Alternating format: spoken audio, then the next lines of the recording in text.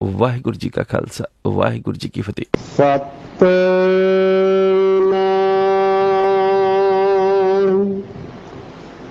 ਸ੍ਰੀ ਵਾਹਿਗੁਰੂ ਸਾਹਿਬ ਜੀ।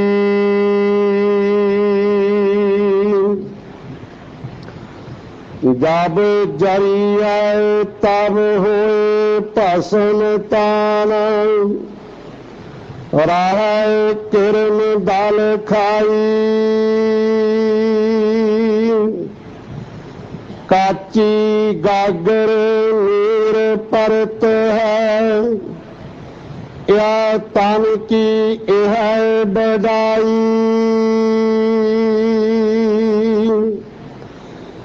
ਜਬ ਜਰੀਏ ਤਬ ਹੋਏ ਭਸਮ ਤਾਨ, ਰਾਹੇ ਕਿਰਨ ਦਲ ਖਾਈ। ਕਾਚੀ ਗਾਗਰ ਨੀਰ ਪਰਤ ਹੈ, ਯਾ ਤਨ ਕੀ ਇਹ ਬੜਾਈ। ਕਾਹੇ ਭਈਆ ਫਿਰ ਤੋ ਫੁੱਲਿਆ ਫੁੱਲਿਆ।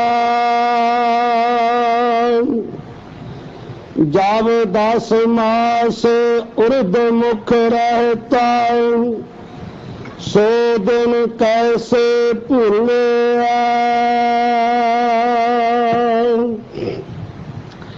ਰਾਮ ਜੋ ਮਧੁਮੱਖੀ त्यों सठोर रास, जोर जोर धन किया। मरती बार लेहो लेहो करिया, पोत रहन क्यों दिया। देहरी लो बरी नार संग पाई, आगे सजन सोहेला। मार कट लो सब लोक कुटुंब पहो, आगे हंस अकेला। कहते कबीर सुनो रे प्राण, परे काल ग्रस कुआ। झूठी माया आप बंदा, जो नलनी भ्रम सुआ।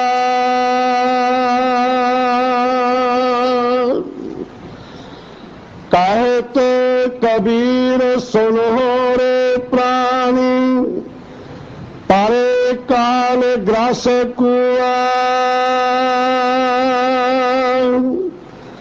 झूठी माया आप बंदा, जो नलनी भ्रम सुआ। वाहिगुरु जी का खालसा, वाहिगुरु जी की फतेह। जब जरिए तब होए भस्म तान, रहे किरण दल खाई। काची गागर नीर परत है, या तन की यह बड़ाई। ਵਾਹਿਗੁਰੂ ਜੀ ਕਾ ਖਾਲਸਾ, ਵਾਹਿਗੁਰੂ ਜੀ ਕੀ ਫਤਿਹ। ਆਪਾਂ ਸਰਵਣ ਕੀਤੇ ਨੇ ਅੱਜ ਦੇ ਪਵਿੱਤਰ ਮਹਾਫਰਮਾਨ ਹੁਕਮਨਾਮਾ ਸਾਹਿਬ ਜੀ।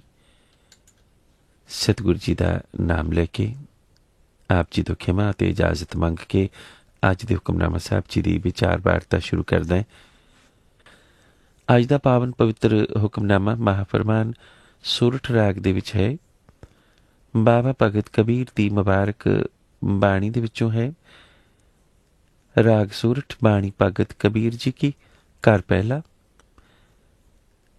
ਭਾਵ ਅੱਜ ਦੇ ਹੁਕਮਨਾਮਾ ਸਾਹਿਬ ਜੀ ਦੀ ਪਾਵਨ ਬਖਸ਼ਿਸ਼ਨਾ ਬਾਬਾ ਭਗਤ ਕਬੀਰ ਜੀ ਦੀ ਪਵਿੱਤਰ ਮੁਬਾਰਕ ਬਾਣੀ ਦੇ ਵਿੱਚੋਂ ਹੈ। ਬਾਬਾ ਭਗਤ ਕਬੀਰ ਜੀ ਦੇ ਮੁਬਾਰਕ ਮੁਖਾਰਬਿੰਦ ਤੋਂ ਉਚਾਰਿਤ ਅੱਜ ਦੇ ਹੁਕਮਨਾਮਾ ਸਾਹਿਬ ਨੂੰ ਆਪਾਂ ਗੁਰੂ ਗ੍ਰੰਥ ਸਾਹਿਬ ਜੀ ਦੇ ਪਾਵਨ ਸ਼ੁਭ ਅੰਗ 654 654 ਉੱਪਰ ਸੁਭਾਇਮਾਨ ਹੋਇਆ ਦੇਖਦੇ ਹਾਂ। ਇੱਕ ਓਂਕਾਰ ਸਤਿਗੁਰ ਪ੍ਰਸਾਦ, ਵਾਹਿਗੁਰੂ ਪਰਮਾਤਮਾ ਅੱਲਾ ਭਗਵਾਨ ਖੁਦਾ ਰੱਬ ਕੇਵਲ ਇੱਕ ਹੈ, ਪਰ ਉਸ ਦੀ ਪ੍ਰਾਪਤੀ ਗੁਰੂ ਦੀ ਕਿਰਪਾ, ਗੁਰੂ ਪ੍ਰਸਾਦ ਗੁਰੂ ਦੀ ਕਿਰਪਾ ਸਦਕਾ ਹੈ। ਸੱਚਾ ਗੁਰੂ ਮਿਲਿਆ ਤਾਂ ਪਰਮਾਤਮਾ ਵੀ ਮਿਲੇਗਾ। ਜਬ ਜਰੀਏ ਤਬ ਹੋਏ ਭਸਮ ਤਨ, ਰਹੇ ਕਿਰਮ ਦਲ ਖਾਈ, ਕਾਚੀ ਗਾਗਰ ਨੀਰ ਪਰਤ ਹੈ, ਇਹਾ ਤਨ ਕੀ ਇਹ ਹੈ ਵਡਾਈ। ਬਾਬਾ ਕਬੀਰ ਜੀ ਨੇ ਅੱਜ ਦੇ ਹੁਕਮਨਾਮਾ ਸਾਹਿਬ ਜੀ ਦੇ ਵਿੱਚ ਜਿਹੜੀ ਗੱਲ ਸਾਨੂੰ ਸਮਝਾਈ ਹੈ ਉਹ ਸਿਰਫ ਇੰਨੀ ਹੈ ਕਿ ਸੰਸਾਰ ਦੇ ਵਿੱਚ ਮਨੁੱਖ ਜਿਹੜਾ ਹੈ ਨਾ, ਉਹ ਹਉਮੈ ਦੇ ਵਿੱਚ ਫੁੱਲਿਆ ਫਿਰਦਾ ਹੈ। ਉਸ ਦੇ ਲਈ ਇੱਕ ਪ੍ਰਸ਼ਨ ਕੀਤਾ ਹੈ। ਰਹਾਉ ਦੀ ਮੁਬਾਰਕ ਪੰਕਤੀ ਦੇ ਵਿੱਚ ਬਾਬਾ ਜੀ ਨੇ ਪ੍ਰਸ਼ਨ ਹੈ ਕਿ ਕਾਹੇ ਪਈਆ ਫਿਰ ਤੋਂ ਫੁੱਲਿਆ। ਫੁੱਲਿਆ ਇੱਕ ਗਰਭ ਦੀ ਅਵਸਥਾ ਹੈ, ਇੱਕ ਅਭਿਮਾਨ ਦੀ ਅਵਸਥਾ ਹੈ, ਇੱਕ ਗੁਮਾਨ ਦੀ ਅਵਸਥਾ ਹੈ, ਇੱਕ ਹਉਮੈ ਦੀ ਅਵਸਥਾ ਹੈ। ਜਿਸ ਅਵਸਥਾ ਦੇ ਵਿੱਚ ਕਾਹੇ ਪਈਆ ਫਿਰ ਤੋਂ, ਕਿਉਂ ਸੰਸਾਰ ਦੇ ਵਿੱਚ ਤੂੰ ਇਸ ਤਰੀਕੇ ਦੇ ਨਾਲ ਰਹਿ ਰਿਹਾ, ਫੁੱਲਿਆ। ਤੇ ਅਹਿਸਾਸ ਕਿਸ ਗੱਲ ਦਾ ਕਰਵਾਇਆ? ਉਸ ਸਮੇਂ ਦਾ ਜਿਸ ਸਮੇਂ ਉਹ ਆਪਣੀ ਮਾਂ ਦੇ ਉਦਰ ਦੇ ਵਿੱਚ ਸੀ, ਕੁੱਖ ਦੇ ਵਿੱਚ ਸੀ, ਔਰ ਉਸ ਵਕਤ ਉਹ ਉਲਟਾ ਲੇਟਿਆ ਹੋਇਆ ਸੀ। ਜਬ 10 ਮਾਸ ਉਰਦ ਮੁੱਕ ਰਹਿਤਾ, ਸੋ ਦਿਨ ਕੈਸੇ ਭੁੱਲਿਆ। ਫਿਰ ਇੱਕ ਕੁਐਸਚਨ ਕੀਤਾ ਹੈ ਕਿ ਜਦੋਂ 10 ਮਹੀਨੇ ਤੱਕ ਤੂੰ ਮਾਂ ਦੇ ਗਰਭ ਦੇ ਵਿੱਚ ਸੀ, ਉਰਦ ਮੁੱਖ, ਉਰਦ ਦਾ ਮਤਲਬ ਹੁੰਦਾ ਉਲਟਾ, ਯਾਨੀ ਕਿ ਮੁੱਖ ਥੱਲੇ ਸੀ ਔਰ ਲੱਤਾਂ ਉੱਪਰ ਸੀ। ਹੁਣ ਉਹ ਦਿਨ ਯਾਦ ਕਰਵਾ ਰਹੇ ਨੇ ਬਾਬਾ ਕਬੀਰ ਸਿਰਫ ਇਸ ਕਰਕੇ ਕਿਉਂਕਿ ਮਨੁੱਖ ਦੀ ਜਿਹੜੀ ਹਉਮੈ ਦੀ ਅਵਸਥਾ ਹੈ ਉਸ ਤੋਂ ਮਨੁੱਖ ਨੂੰ ਬਾਬਾ ਕਬੀਰ ਮੁਕਤ ਕਰਨਾ ਚਾਹੁੰਦੇ ਨੇ। ਇਸ ਕਰਕੇ ਇੱਕ ਪ੍ਰਸ਼ਨ ਜਗਾ ਦਿੱਤਾ ਉਹਨਾਂ ਨੇ ਕਿ ਸੋਚ ਉਹ ਦਿਨ ਜਿਸ ਦਿਨ ਤੂੰ ਆਪਣੀ ਮਾਂ ਦੀ ਗਰਭ ਦੇ ਵਿੱਚ ਉਲਟਾ ਲੇਟਿਆ ਹੋਇਆ ਸੀ, ਅੱਖਾਂ ਬੰਦ ਸਨ ਔਰ ਸੰਸਾਰ ਦਾ ਕੋਈ ਪਤਾ ਨਹੀਂ ਸੀ, ਲੇਕਿਨ ਅੱਜ ਉਸੇ ਹੀ ਸੰਸਾਰ ਦੇ ਵਿੱਚ ਆ ਕੇ ਤੂੰ ਉਹ ਦਿਨ ਕਿਵੇਂ ਭੁੱਲ ਗਿਆ? ਸੋ ਦਿਨ ਕੈਸੇ ਭੁੱਲਿਆ? ਕਿਸ ਤਰ੍ਹਾਂ ਭੁੱਲ ਗਿਆ ਉਹ ਦਿਨ? ਇੱਕ ਪ੍ਰਸ਼ਨ ਹੈ, ਇੱਕ ਸਵਾਲ ਹੈ। ਬਾਬਾ ਕਬੀਰ ਜੀ ਨੇ ਅੱਜ ਦੇ ਹੁਕਮਨਾਮਾ ਸਾਹਿਬ ਜੀ ਦੇ ਵਿੱਚ ਹਰ ਪੰਕਤੀ ਦੇ ਵਿੱਚ ਗੱਲ ਨੂੰ ਸਮਝਾਉਣ ਦੇ ਲਈ ਉਦਾਹਰਨ ਰੂਪ ਦੇ ਵਿੱਚ ਇੱਕ ਅਲੰਕ੍ਰਿਤ ਵਿਸ਼ਾ ਸਾਨੂੰ ਦਿੱਤਾ ਹੈ। ਜਿਵੇਂ ਬਾਬਾ ਕਬੀਰ ਜੀ ਗੱਲ ਤਾਂ ਕਰ ਰਹੇ ਨੇ ਉਸ ਸਮੇਂ ਦੇ ਸੋਚਣ ਦੀ ਜਿਸ ਸਮੇਂ ਮਨੁੱਖ ਮਾਂ ਦੀ ਗਰਭ ਦੇ ਵਿੱਚ ਉਲਟਾ ਲੇਟਿਆ ਹੋਇਆ, ਉਸ ਦਿਨ ਨੂੰ ਕਿਵੇਂ ਭੁੱਲ ਗਿਆ? ਅੱਜ ਜਿਸ ਦੁਨੀਆ ਦੇ ਵਿੱਚ ਆ ਕੇ ਉਹ ਫਖਰ ਕਰ ਰਿਹਾ, ਗਰਵ ਕਰ ਰਿਹਾ, ਚਾਹੇ ਉਹ ਜਨਮ ਦਾ ਹੈ, ਜਾਤ ਦਾ ਹੈ, ਕੁੱਲ ਦਾ ਹੈ, ਧਨ ਦਾ ਹੈ, ਰਾਜ ਦਾ ਹੈ, ਜਿਵੇਂ ਕੱਲ੍ਹ ਵੀ ਆਪ ਜੀ ਦੇ ਚਰਨਾਂ ਵਿੱਚ ਬੇਨਤੀ ਕੀਤੀ ਸੀ। ਹੁਣ ਮੁਕਾਬਲਾ ਕਿਸ ਚੀਜ਼ ਦਾ ਕਿਸ ਚੀਜ਼ ਦੇ ਨਾਲ ਹੈ? ਹਰ ਚੀਜ਼ ਦਾ ਕਿਤੇ ਨਾ ਕਿਤੇ ਮੁਕਾਬਲਾ ਕੀਤਾ ਗਿਆ। ਸਰੀਰ ਦਾ ਮੁਕਾਬਲਾ ਕਾਚੀ ਗਾਗਰ ਦੇ ਨਾਲ ਕੀਤਾ ਗਿਆ। ਕਾਚੀ ਗਾਗਰ ਨੀਰ ਪਰਤ ਹੈ, ਇਹਾ ਤਨ ਕੀ ਇਹ ਹੈ ਵਡਿਆਈ। ਫੁੱਲਿਆ ਹੋਣ ਦਾ ਮੁਕਾਬਲਾ ਕਰਦੇ ਹੋਏ ਮਾਂ ਦੀ ਗਰਭ ਦਾ ਅਹਿਸਾਸ ਕਰਵਾਇਆ, ਜਿੱਥੇ ਉਹੀ ਮਨੁੱਖ ਸੋਚੇ ਕਿ ਉਲਟਾ ਲੇਟਿਆ ਹੋਇਆ ਸੀ। ਧਨ ਜੋੜਨ ਦਾ ਜਿਸ ਵਕਤ ਗੱਲ ਕੀਤੀ ਹੈ ਬਾਬਾ ਕਬੀਰ ਨੇ ਤਾਂ ਮੁਕਾਬਲਾ ਕੀਤਾ ਮਧੂਮਾਖੀ ਦੇ ਨਾਲ। ਜੋ ਮਧਮਾਖੀ ਤਿਉ ਸਠੋਰ ਰਸ ਜੋਰ ਧਨ ਕੀਆ। ਸਠੋਰ ਮੇਰੇ ਵਰਗੇ ਮਨੁੱਖ ਨੂੰ ਕਿਹਾ ਜਾਂਦਾ ਜਿਹੜਾ ਅਤ ਦਰਜੇ ਦਾ ਮੂਰਖ ਹੋਵੇ। ਮਧੂਮੱਖੀ ਰਸ ਇਕੱਠਾ ਕਰਦੀ ਰਹਿੰਦੀ ਹੈ ਪਰ ਵਿਚਾਰੀ ਦੇ ਆਪਣੇ ਪੱਲੇ ਉਹ ਰਸ ਨਹੀਂ ਪੈਂਦਾ। ਲੁੱਟਣ ਵਾਲੇ ਲੁੱਟ ਕੇ ਲੈ ਜਾਂਦੇ ਨੇ। ਔਰ ਇਹੋ ਹੀ ਹੈ ਇਸ ਤਨ ਦੀ ਅਵਸਥਾ। ਕੇਲ ਕਰੇਂਦਿਆਂ ਹੰਝ ਨੂੰ ਅਚਿੰਤੇ ਬਾਜ ਪਏ ਤਿਸ ਰੱਬ ਦੇ ਕੇਲਾਂ ਵਿਸਰੀਆਂ। ਮੁਕਾਬਲਾ ਹੈ। ਔਰ ਅਲੰਕ੍ਰਿਤ ਭਾਸ਼ਾ ਦੇ ਵਿੱਚ ਜਿਹੜੀ ਬਾਬਾ ਕਬੀਰ ਜੀ ਨੇ ਗੱਲ ਸਮਝਾਈ ਹੈ ਉਹ ਸਿਰਫ ਇੰਨੀ ਹੈ ਕਿ ਸੰਸਾਰ ਦੇ ਵਿੱਚ ਮਨੁੱਖ ਰਹਿ ਕੇ ਘੱਟੋ ਘੱਟ ਸੋਚੇ ਦੋ ਅਵਸਥਾਵਾਂ ਨੂੰ। ਕਿਹੜੀਆਂ ਦੋ ਅਵਸਥਾਵਾਂ? ਪਹਿਲੀ ਅਵਸਥਾ ਮਾਂ ਦੀ ਗਰਭ ਦੇ ਵਿੱਚ ਜਦੋਂ ਉਹ ਉਲਟਾ ਲੇਟਿਆ ਹੋਇਆ। ਦੂਸਰੀ ਅਵਸਥਾ ਕਿਹੜੀ ਹੈ? ਮਰਤੀ ਬਾਰ ਲਿਓ ਕਰੀਏ, ਮਰਨ ਤੋਂ ਬਾਅਦ ਦੀ ਅਵਸਥਾ। ਖਿਮਾ ਕਰਨੀ। ਮਨੁੱਖ ਨੇ ਦੋਨਾਂ ਹੀ ਅਵਸਥਾਵਾਂ ਨਹੀਂ ਦੇਖੀਆਂ। ਉਸ ਨੇ ਆਪਣੇ ਆਪ ਨੂੰ ਮਾਂ ਦੀ ਗਰਭ ਦੇ ਵਿੱਚ ਨਹੀਂ ਦੇਖਿਆ, ਔਰ ਮਨੁੱਖ ਨੇ ਆਪਣੇ ਆਪ ਨੂੰ ਮੁਰਦਾ ਹਾਲਤ ਵਿੱਚ ਵੀ ਨਹੀਂ ਦੇਖਿਆ, ਡੈਡ ਬਾਡੀ ਦੇ ਰੂਪ ਦੇ ਵਿੱਚ ਵੀ ਨਹੀਂ ਦੇਖਿਆ। ਦੋਨਾਂ ਦੀ ਉਹ ਕਲਪਨਾ ਕਰ ਸਕਦਾ, ਦੋਨਾਂ ਬਾਰੇ ਉਹ ਸੋਚ ਸਕਦਾ, ਦੋਨਾਂ ਨੂੰ ਅੱਖਾਂ ਮੀਟ ਕੇ ਸੁਪਨੇ ਦੇ ਵਿੱਚ ਦੇਖ ਸਕਦਾ ਹੈ। ਸੋਚ ਦੀ ਅਵਸਥਾ ਦੇ ਵਿੱਚ ਦੋਨਾਂ ਨੂੰ ਦੇਖ ਸਕਦਾ ਹੈ। ਗਰਭ ਦੇ ਵਿੱਚ ਵੀ ਆਪਣੇ ਆਪ ਨੂੰ ਦੇਖ ਸਕਦਾ ਹੈ, ਸੋਚ ਦੀ ਅਵਸਥਾ ਦੇ ਵਿੱਚ ਆਪਣੇ ਆਪ ਨੂੰ ਮਰਿਆ ਹੋਇਆ ਵੀ ਦੇਖ ਸਕਦਾ ਹੈ, ਸੋਚ ਦੀ ਅਵਸਥਾ ਦੇ ਵਿੱਚ। ਲੇਕਿਨ ਜਿਹਨੂੰ ਰੀਅਲ ਅਵਸਥਾ ਕਹਿੰਦੇ ਆ, ਉਸ ਅਵਸਥਾ ਦੇ ਵਿੱਚ ਨਾ ਉਸਨੇ ਆਪਣੇ ਆਪ ਨੂੰ ਗਰਭ ਦੇ ਵਿੱਚ ਦੇਖਿਆ, ਨਾ ਹੀ ਆਪਣੇ ਆਪ ਨੂੰ ਮਰਿਆ ਹੋਇਆ ਦੇਖਿਆ। ਇਸੇ ਕਰਕੇ ਦੋਨਾਂ ਚੀਜ਼ਾਂ ਦਾ ਅਹਿਸਾਸ ਨਹੀਂ, ਔਰ ਇਸ ਅਹਿਸਾਸ ਨੂੰ ਬਾਬਾ ਕਬੀਰ ਜੀ ਇਸ ਮੁਬਾਰਕ ਅੱਜ ਦੇ ਹੁਕਮਨਾਮਾ ਸਾਹਿਬ ਜੀ ਦੇ ਵਿੱਚ ਮਨੁੱਖ ਨੂੰ ਕਰਾ ਰਹੇ ਨੇ। ਸੋਚ, ਕਿਹੜੀਆਂ ਗੱਲਾਂ ਸੋਚ? ਪਹਿਲੀ ਗੱਲ ਤਾਂ ਇਹ ਸੋਚ, ਉਰਦਮੁਖ ਰਹਿਤਾ, ਜਬਦਾਸ ਸਮਾਸ ਉਰਦਮੁਖ ਰਹਿਤਾ, ਪਹਿਲੀ ਗੱਲ ਇਹ ਸੋਚ। ਦੂਸਰੀ ਗੱਲ, ਮਰਤੀ ਬਾਰ ਲਿਓ ਲਿਓ ਕਰੀਏ, ਇਹ ਸੋਚ। ਇਹਨਾਂ ਦੋਨਾਂ ਗੱਲਾਂ ਨੂੰ ਸੋਚਣ ਤੋਂ ਬਾਅਦ ਬਾਬਾ ਕਬੀਰ ਜਿਹੜੀ ਗੱਲ ਮਨੁੱਖ ਨੂੰ ਸਮਝਾਉਣਾ ਚਾਹੁੰਦੇ ਨੇ ਉਹ ਇਹ ਹੈ, ਕਾਹੇ ਪਈਆ ਫਿਰ ਤੋਂ ਫੁੱਲਿਆ ਫੁੱਲਿਆ। ਜਿਹੜੀ ਗੱਲ ਬਾਬਾ ਕਬੀਰ ਸਮਝਾਉਣਾ ਚਾਹੁੰਦੇ ਨੇ ਉਹ ਹੈ, ਕਹਿਤ ਕਬੀਰ ਸੁਨੋ ਰੇ ਪ੍ਰਾਨੀ ਪਰੇ ਕਾਲ ਗ੍ਰਸ ਕੁਆ। ਆਖਰ ਇੱਕ ਐਸਾ ਕਾਲ ਗ੍ਰਸ ਕੁਆ ਹੈ ਜਿਸ ਦੇ ਵਸ ਮਨੁੱਖ ਨੇ ਪੈਣਾ ਹੈ। ਤੋ ਜ਼ਿੰਦਗੀ ਦੀ ਸੱਚਾਈ, ਜ਼ਿੰਦਗੀ ਦੀ ਰਿਐਲਿਟੀ ਇਹੋ ਹੀ ਹੈ ਜੋ ਅੱਜ ਦੇ ਪਵਿੱਤਰ ਹੁਕਮਨਾਮਾ ਸਾਹਿਬ ਜੀ ਦੇ ਬਾਬਾ ਕਬੀਰ ਜੀ ਨੇ ਸਾਨੂੰ ਸਮਝਾਈ ਹੈ। ਹੁਣ ਬਾਬਾ ਕਬੀਰ ਕਹਿੰਦੇ, ਜਬ ਜਰੀਏ ਤਬ ਹੋਏ ਪਸਮ ਤਨ। ਜਰੀਏ ਸ਼ਬਦ ਪਵਿੱਤਰ ਗੁਰੂ ਗ੍ਰੰਥ ਸਾਹਿਬ ਜੀ ਦੇ ਵਿੱਚ ਦੋ ਤਰੀਕੇ ਦੇ ਨਾਲ ਆਇਆ ਹੈ। ਇਸ ਦੇ ਦੋ ਅਰਥ ਜਰੀਏ ਦੇ ਹਨ। ਪਹਿਲਾ ਅਰਥ ਹੈ ਜਰਨਾ, ਜਲਣਾ, ਜਰ ਜਾਣਾ, ਬਾਬਾ ਕਬੀਰ ਜੀ ਦੀ ਬਾਣੀ ਹੈ। ਦੂਸਰਾ ਜਰੀਏ ਦਾ ਅਰਥ ਹੈ ਜਰਨਾ, ਬਰਦਾਸ਼ਤ ਕਰਨਾ। ਜਿਵੇਂ ਮਾਰੂਸੋਲੇ ਦੇ ਵਿੱਚ ਪਾਤਸ਼ਾਹ ਗੁਰੂ ਨਾਨਕ ਦੇਵ ਮਹਾਰਾਜ ਜੀ ਨੇ ਕਿਹਾ, ਅੰਤਰ ਕੀ ਦੁਬਿਧਾ ਅੰਤਰ ਜਰੀਏ। ਇੱਥੇ ਮਤਲਬ ਹੈ ਜਰਨਾ, ਬਰਦਾਸ਼ਤ ਕਰਨਾ। ਲੇਕਿਨ ਇੱਥੇ ਅਰਥ ਹੈ ਜਲਣਾ, ਜਰਨਾ, ਜਰ ਗਿਆ, ਸੜ ਗਿਆ। ਕਿਉਂਕਿ ਜਿਸ ਮੁਬਾਰਕ ਅੰਗ ਉੱਪਰ ਅੱਜ ਦੇ ਹੁਕਮਨਾਮਾ ਸਾਹਿਬ ਜੀ ਨੇ, ਉਸੇ ਹੀ ਮੁਬਾਰਕ ਅੰਗ ਦੇ ਵਿੱਚ ਬਾਬਾ ਕਬੀਰ ਜੀ ਨੇ ਦੋ ਧਰਮਾਂ ਦੀਆਂ ਉਹਨਾਂ ਅਵਸਥਾਵਾਂ ਨੂੰ ਸਾਨੂੰ ਗਿਆਤ ਕਰਵਾ ਦਿੱਤਾ ਹੈ, ਜਿਸ ਦੇ ਵਿੱਚ ਇੱਕ ਧਰਮ ਵਾਲੇ ਕਹਿੰਦੇ ਨੇ ਕਿ ਜੇ ਉਹਨਾਂ ਦੇ ਮੁਰਦੇ ਨੂੰ ਜਲਾਇਆ ਗਿਆ ਤਾਂ ਉਹ ਕਾਫਰ ਹੋ ਜਾਏਗਾ, ਯਾਨੀ ਕਿ ਜੇ ਜਲਾਇਆ ਗਿਆ ਤਾਂ ਨਰਕ ਵਿੱਚ ਜਾਏਗਾ। ਇੱਕ ਕਹਿੰਦੇ ਨੇ ਕਿ ਜੇ ਦਫਨਾਇਆ ਗਿਆ ਤਾਂ ਨਰਕ ਵਿੱਚ ਜਾਏਗਾ।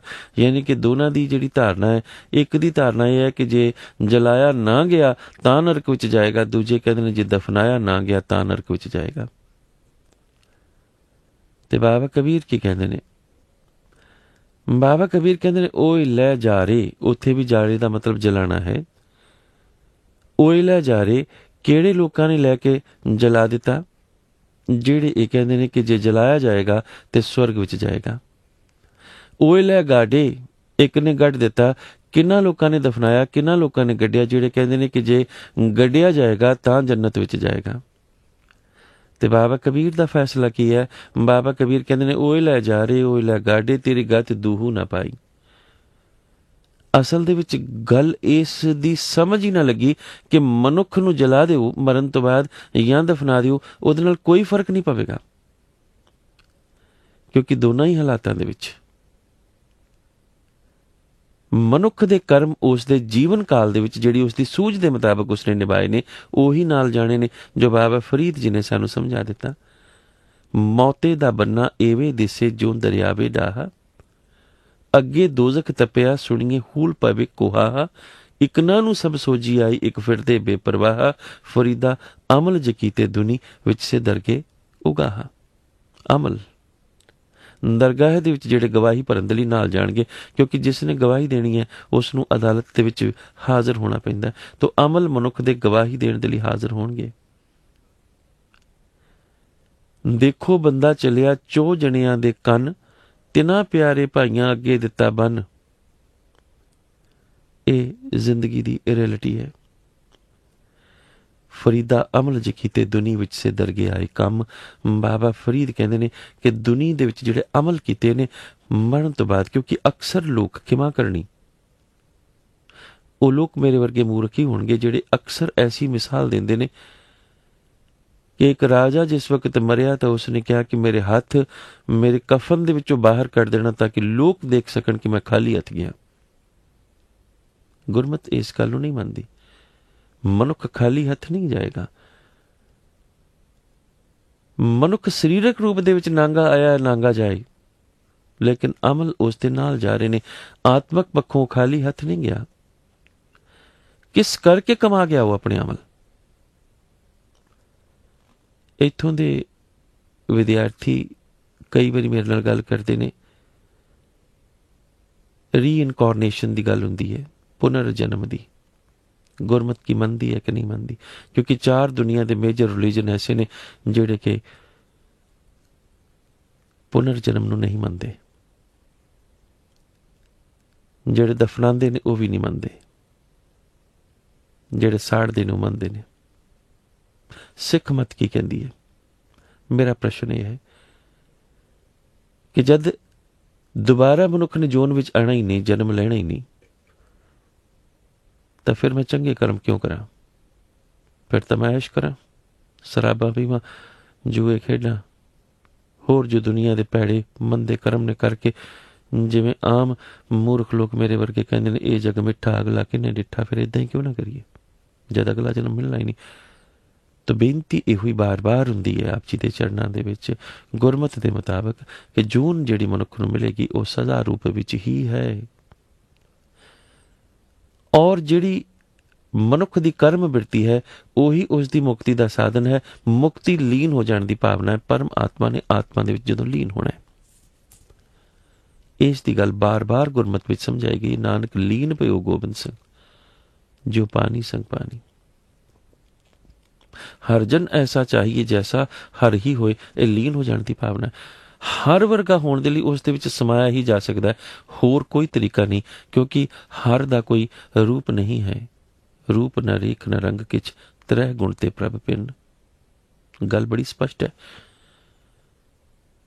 तो बाबा कबीर कहते हैं ओइला जा रे ओइला गाडे तेरी गत दूहू न पाई, मन रे संसार अंध गहेरा, 4 दिस पसरियो है जम जेवरा।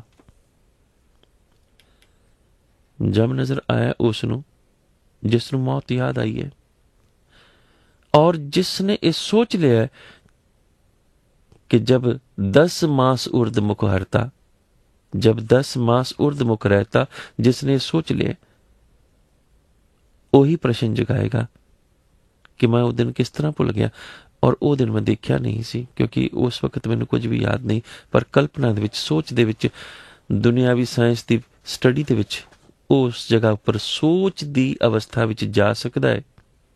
सोच की अवस्था दे विच अपने आप नूं वो मृत देख सकता है, मरिया होया देख सकता है, रियलिटी दे विच नहीं। इस करके 2 अवस्थावां, एक जन्म तो पहला एक जन्म तो बाद, दोनों ही अवस्थावां दे बारे बाबा कबीर मनुख नूं ज्ञात करवा रहे ने। और ज्ञात करवाने लई गल कित्थों शुरू की है? जब जरिए। तो मैं बेनती कर रहा सी कि जरिए शब्द 2 हालातां दे विच गुरमत दे विच वरतिया गया। पहली गल जलन दी है, सड़ जाती है। जब जरिए तब होए पसम, इत्थे क्योंकि गल पसम दी है इस करके जरिए का मतलब जलना है। जिथे सतगुर पिता गुरु नानक देव महाराज मारू राग दे विच कहंदे ने मारू सोले महला पहला, अंतर की दुबदा अंतर जरिए, उथे जरिए का मतलब जलना नहीं, उथे सहारिए है, बर्दाश्त करिए है। हुण क्योंकि इत्थे जलन तो बाद होए भस्म तन, किहड़ा तन? Dead body. मनुख दी बॉडी भावें मरे हुए हालातां विच जले, भावें जिउंदे हालातां विच जले, वो भस्म हो जाएगी, मर जाएगी, सुआह बन जाएगी। रहे किरमदल खाई, अगर दफनाई गई तो किरमदल भाव जमीन दे विच किन्ने कीड़े ने। तो किरम किनू आपां कहने आ? किरम शब्द भी गुरमत दे विच अनेकां वारी आया है। मेरे मीत, जिवें सतगुरु जी कहते हैं कि हम कीरे किरम सतगुर सरनाई, कर दिया नाम प्रकाश। मेरे मीत गुरुदेव मोय को राम नाम प्रकाश, हम कीरे किरम सतगुर सरनाई। ਕਰਦੇ ਆ ਨਾਮ ਪ੍ਰਗਾਸ। ਗੋਜਰੀ ਰਾਗ ਦੇ ਵਿੱਚ ਪਾਤਸ਼ਾਹ ਚੌਥੇ ਗੁਰੂ ਰਾਮਦਾਸ ਮਹਾਰਾਜ ਜੀ ਦੀ ਮੁਬਾਰਕ ਬਾਣੀ ਹੈ। ਗੁਰੂ ਗ੍ਰੰਥ ਸਾਹਿਬ ਜੀ ਦਾ ਅੰਗ 10 ਹੈ। ਕੀੜੇ ਦਾ ਮਤਲਬ ਵੀ ਕੀੜਾ ਹੈ, ਕਿਰਮ ਦਾ ਮਤਲਬ ਵੀ ਕੀੜਾ ਹੀ ਹੈ। ਲੇਕਿਨ ਕਿਰਮ ਕਿਹੜਾ ਕੀੜਾ ਹੈ? ਕਿਰਮ ਅਣੁਕੁਠ, ਜਿਸ ਨੂੰ ਆਪਾਂ ਕਹਿੰਦੇ ਬਹੁਤ ਸੂਖਮ ਇੱਕ ਕੀੜਾ ਹੈ। ਕਿਰਮ ਇੰਨਾ ਸੂਖਮ ਕੀੜਾ ਹੁੰਦਾ ਜੋ ਦਿਖਾਈ ਵੀ ਨਹੀਂ ਦਿੰਦਾ, ਜਿਸ ਨੂੰ ਅੰਗਰੇਜ਼ੀ ਦੇ ਵਿੱਚ ਆਪਾਂ ਬੈਕਟੀਰੀਆ ਕਹਿੰਦੇ ਹਾਂ। ਇਹ ਕਿਰਮ ਉਹ ਹੈ। ਔਰ ਗੁਰਮਤ ਦੇ ਵਿੱਚ, ਕਿਉਂਕਿ ਅੱਜ ਦੀ ਗੁਰਮਤ ਨੂੰ ਸਾਇੰਸ ਦੇ ਨਾਲ ਮਿਲਾਇਆ ਜਾਂਦਾ, ਬੜੀ ਮੁਬਾਰਕ ਗੱਲ ਹੈ, ਚੰਗੀ ਗੱਲ ਹੈ ਜਿਹੜੀ ਇਹ ਖੋਜ ਹੋ ਰਹੀ ਹੈ।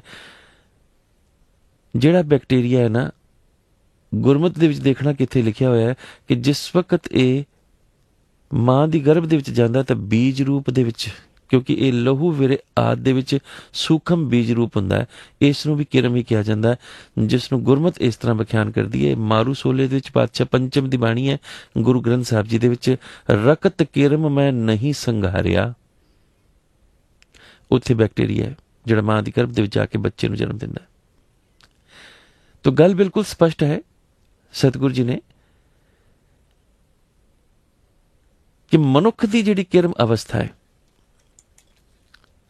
ਉਸ ਦਾ ਜ਼ਿਕਰ ਕਰਦੇ ਹੋਏ ਪਾਤਸ਼ਾਹ ਨੇ ਕਿਵੇਂ ਕਰਨੀ, ਜਿਹੜੀ ਮਨੁੱਖ ਦੀ ਉਹ ਅਵਸਥਾ ਜਿਹੜੀ ਦਫਨਾਏ ਜਾਣ ਦੀ, ਉਸ ਦੇ ਵਿੱਚ ਕਿਰਮ ਦਲਖਾਈ ਦੀ ਗੱਲ ਕਰਕੇ ਸਤਿਗੁਰੂ ਨੇ ਕਿਹਾ ਕਿ ਦੋਨਾਂ ਹੀ ਹਾਲਾਤਾਂ ਦੇ ਵਿੱਚ ਸਰੀਰ ਤਾਂ ਗਿਆ, ਖਤਮ ਹੋ ਗਿਆ, ਭਾਵੇਂ ਜਲਾ ਦਿੱਤਾ ਭਾਵੇਂ ਦਫਨਾ ਦਿੱਤਾ, ਪਰ ਮਨੁੱਖ ਇਸ ਭੁਲੇਖੇ ਦੇ ਵਿੱਚ ਜੀਵਨ ਬਤੀਤ ਕਰ ਦਿੰਦਾ ਕਿ ਜੇ ਜਲਾਇਆ ਗਿਆ ਤਾਂ ਬਖਸ਼ਿਆ ਜਾਵਾਂਗਾ, ਜੇ ਦਫਨਾਇਆ ਗਿਆ ਤਾਂ ਬਖਸ਼ਿਆ ਜਾਵਾਂਗਾ। ਉਹ ਲੈ ਜਾ ਰਹੇ, ਉਹ ਲੈ ਗਾਡੇ, ਤੇਰੀ ਗੱਤ ਦੂਹੂ ਨ ਪਾਈ। ਦੋਨੋਂ ਸਮਝ ਹੀ ਨਹੀਂ ਸਕੇ ਇਸ ਗੱਲ ਨੂੰ, ਉਹ ਲੜਦੇ ਰਹੇ।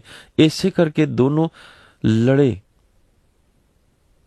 ਗੁਰੂ ਨਾਨਕ ਦੇਵ ਮਹਾਰਾਜ ਜੀ ਦੇ ਵੀ ਪਵਿੱਤਰ ਪਾਵਨ ਸਵਰੂਪ ਸਰੀਰ ਦੇ ਲਈ ਲੜੇ ਕਿ ਸਾਡਾ ਅਸੀਂ ਦਫਨਾਵਾਂਗੇ, ਉਹ ਕਹਿੰਦੇ ਨੇ ਸਾਡਾ ਅਸੀਂ ਜਲਾਵਾਂਗੇ। ਝਗੜਾ ਸਰੀਰਾਂ ਦਾ ਸੀ। ਅਗਰ ਗੁਰੂ ਨਾਨਕ ਦੀ ਬਾਣੀ ਨੂੰ ਸਮਝ ਜਾਂਦੇ ਤਾਂ ਝਗੜਾ ਹੋਣਾ ਹੀ ਨਹੀਂ ਸੀ। ਦੋਹੋਂ ਨਹੀਂ ਸਮਝ ਸਕੇ। ਬਾਣੀ ਨੂੰ ਸਮਝੇ ਬਿਨਾਂ ਗੱਲ ਸਮਝ ਨਹੀਂ ਲੱਗੇਗੀ। ਜੇ ਸਮਝ ਜਾਂਦੇ ਤਾਂ ਝਗੜਾ ਹੀ ਨਹੀਂ ਸੀ ਹੋਣਾ, ਕਿਉਂਕਿ ਉੱਥੇ ਫਿਰ ਸਰੀਰ ਦਾ ਤਾਂ ਕੋਈ ਵਾਸਤਾ ਹੀ ਨਹੀਂ। ਜਿਵੇਂ ਪੰਥ ਪ੍ਰਵਾਨ ਜਿਹੜੀ ਸਾਖੀ ਹੈ ਭਾਈ ਸਾਹਿਬ ਭਾਈ ਮਨੀ ਸਿੰਘ ਸਾਹਿਬ ਜੀ ਦੀ, ਉਸ ਦੇ ਵਿੱਚ ਭਾਈ ਸਾਹਿਬ ਭਾਈ ਮਨੀ ਸਿੰਘ ਸਾਹਿਬ ਲਿਖਦੇ ਨੇ ਕਿ ਸਤਿਗੁਰੂ ਗੁਰੂ ਨਾਨਕ ਦੇਵ ਮਹਾਰਾਜ ਜੀ ਨੇ ਮਰਦਾਨਾ ਜੀ ਨੂੰ ਕਿਹਾ ਕਿ ਮਰਦਾਨਾ ਜੀ, ਸਮਾਂ ਆ ਗਿਆ ਹੈ ਚਾਲੇ ਪਾਉਣ ਦਾ ਸੰਸਾਰ ਤੋਂ। ਤੁਸੀਂ ਕੀ ਚਾਹੋਗੇ ਕਿ ਤੁਹਾਡੀ ਮ੍ਰਿਤਕ ਦੇਹੀ ਨੂੰ ਮੈਂ ਦਫਨਾ ਦਿਆਂ? ਮੁਸਲਮਾਨ ਸਨ ਨਾ, ਇਸ ਕਰਕੇ, ਜਾਂ ਜਲਾ ਦਿਆਂ ਕਿਉਂਕਿ ਮੇਰੇ ਨਾਲ ਰਹੇ ਹੋ, ਜਾਂ ਫਿਰ ਹਵਾ ਦੇ ਵਿੱਚ ਵਗਾ ਮਾਰਾਂ, ਕਿਉਂਕਿ ਸਤਿਗੁਰੂ ਗੁਰੂ ਨਾਨਕ ਸਿਰਫ ਇਹ ਦੇਖਣਾ ਚਾਹੁੰਦੇ ਸਨ ਕਿ ਮੇਰੇ ਨਾਲ ਰਹਿਣ ਵਾਲਾ ਮੇਰੀ ਗੱਲ ਨੂੰ ਸਮਝਿਆ ਕਿ ਨਹੀਂ।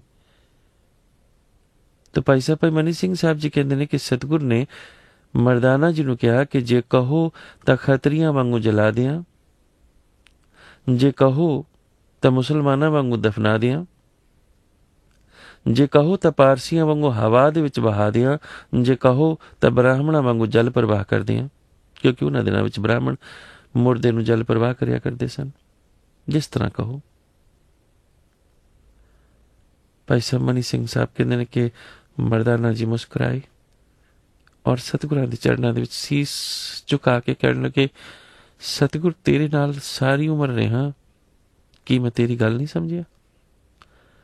ਪਾਤਸ਼ਾਹ ਕਹਿਣ ਲੱਗੇ, ਇਸੇ ਕਰਕੇ ਤੇ ਪੁੱਛਿਆ ਕੀ ਚਾਹੁੰਦੇ ਹੋ? ਆਫਟਰ ਆਲ ਮਰਿਆ ਹੋਇਆ ਸਰੀਰ ਹੈ, ਮ੍ਰਿਤ ਸਰੀਰ ਹੈ, ਇਸ ਦਾ ਕੁਛ ਨਾ ਕੁਛ ਤਾਂ ਕਰਨਾ ਪਏਗਾ, ਜਾਂ ਜਲਾਣਾ ਪਏਗਾ, ਜਾਂ ਦਫਨਾਣਾ ਪਵੇਗਾ, ਜਾਂ ਪਾਣੀ ਵਿੱਚ ਸੁੱਟਣਾ ਪਵੇਗਾ, ਜਾਂ ਹਵਾ ਵਿੱਚ ਵਗਾਉਣਾ ਪਵੇਗਾ, ਕੁਛ ਨਾ ਕੁਛ ਤਾਂ ਕਰਨਾ ਹੀ ਪਵੇਗਾ। ਮ੍ਰਿਤ ਸਰੀਰ ਹੈ।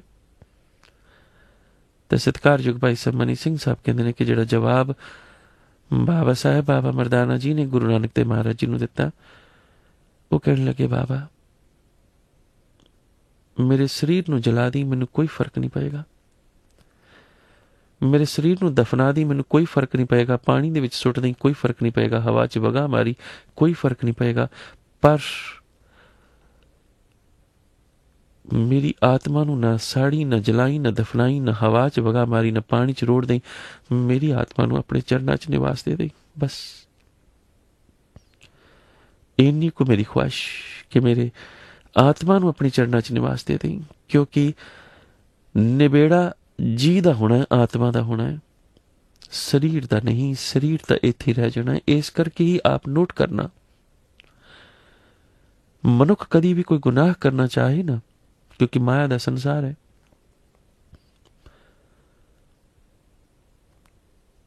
ਤਾਂ ਆਤਮਾ ਕਹੇਗੀ ਕਿ ਨਾ ਕਰ, ਸਰੀਰ ਕਹੇਗਾ ਕਿ ਕਰ ਲੈ, ਕਿਉਂਕਿ ਭੋਗਣਾ ਸਰੀਰ ਨੇ ਹੈ ਔਰ ਸਰੀਰ ਆਪਣਾ ਆਨੰਦ ਲੈਂਦਾ ਹੈ ਔਰ ਇੱਥੇ ਹੀ ਰਹਿ ਜਾਂਦਾ ਸੰਸਾਰ ਦੇ ਵਿੱਚ। ਲੇਕਿਨ ਲੇਖਾ ਔਰ ਜਵਾਬ ਆਤਮਾ ਨੂੰ ਦੇਣਾ ਆਤਮਾ ਨੂੰ ਦੇਣਾ ਪੈਂਦਾ।